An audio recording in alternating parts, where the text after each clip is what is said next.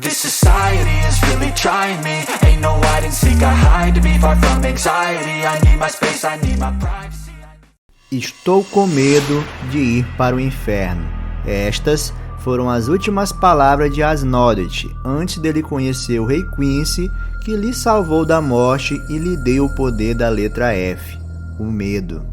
Mas antes vamos explicar um pouco sobre as letras. Este Rei Quincy que lhe deu poderes possui uma habilidade de entregar pedaços de sua própria alma toda vez que alguém tocar nele, ou seja, a pessoa que o tocasse ganharia um milagre, de acordo com o que precisasse. Assim, se a pessoa estivesse triste, ficaria feliz. Se fosse covarde, ficaria corajoso. Se tivesse um membro amputado, ganharia outro membro de volta. Se tivesse câncer, ficaria curado. E assim por diante. A alma dele concede à pessoa aquilo que a própria alma da pessoa não conseguia alcançar. Dessa forma, Asmodee estava moribundo em uma cama, sofrendo e definhando com medo do sofrimento da morte e, consequentemente, como um bom religioso, temendo o inferno. Mas tudo isso mudou quando ele ganhou o milagre da letra F. Ele ganhou o poder mais sombrio de todos, sendo que ele podia criar e atirar espinhos que contêm uma substância muito peculiar. Essa substância é o próprio medo materializado, ou seja, ele injeta medo nos seus alvos.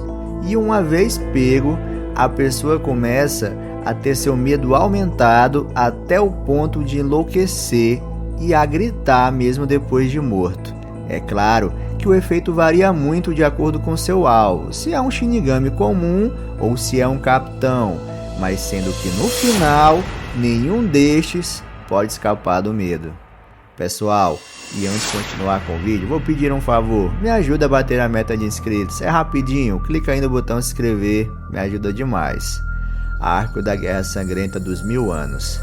Ao receber as ordens do Rei Quincy, ele e seus amigos partem para Ceretei, onde iniciam uma intensa batalha contra os Shinigamis, sendo que nessa batalha ele dizimou dezenas de Shinigamis de patente inferior, apenas aplicando seu medo uma única vez, e inclusive interceptou facilmente um ataque do Tenente Renji. Mas logo, sua batalha é interrompida pela chegada do capitão da 6ª Divisão, Byakuya, sendo que esse capitão usa sua Bankai contra ele, mas Asmodee consegue roubá-la através de seu medalhão.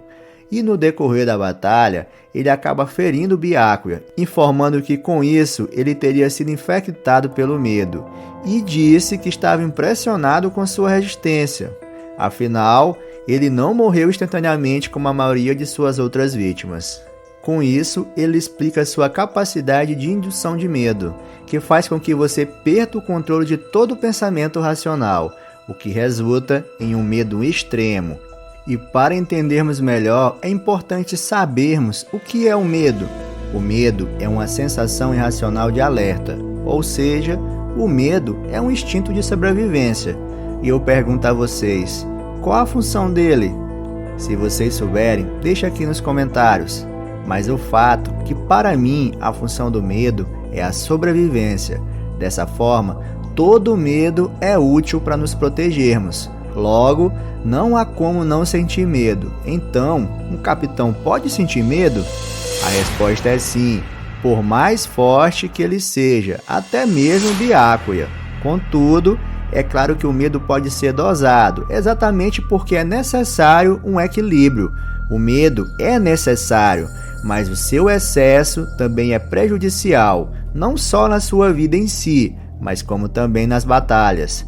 O fato é que as flechas de Asmodee fazem com que tudo se torne medo, ou seja, um medo prejudicial, exagerado. Então, qualquer memória afetiva, qualquer receio de batalha, qualquer mínimo de ansiedade vai aumentar o medo de uma forma extrema. E Asmodee diz que não adianta o capitão resistir, pois no final ele acabará sendo engolido pelo seu medo. Mas Byakuya afirma que o medo é normal. Todos sentem medo em uma luta. Porém, ele diz que sempre superou o medo e nunca fingiu não ter medo. Contudo, isso era apenas ele tentando ser racional, iludindo seu próprio subconsciente, pois afinal ele estava pensando em Rukia, com medo do que poderia acontecer com ela, estando longe em um campo de batalha, com pouca ou nenhuma experiência em guerras. E logo Byakuya pensa, e se Rukia morrer? Daí, uma imagem do rosto de sua irmã morta em decomposição aparece em sua frente, dando uma brecha para que o Quincy consiga acertar um golpe no capitão. E logo percebemos que o medo vai aumentando e o capitão vai fraquejando, sendo que o próximo passo de Asnodot é falar qualquer palavra clichê que pudesse gerar medo em Byakuya, e ele fala insetos. E de repente, uma horda de insetos sobe rastejando pelo corpo do nobre. E nesse momento, Asnodot cita uma frase marcante dentro de Bleach, que é uma frase épica. Ele diz: o verdadeiro medo ocorre sem razão, sem limites. É como um enxame de insetos rastejando pelo seu corpo. Nós não podemos escapar dos nossos instintos.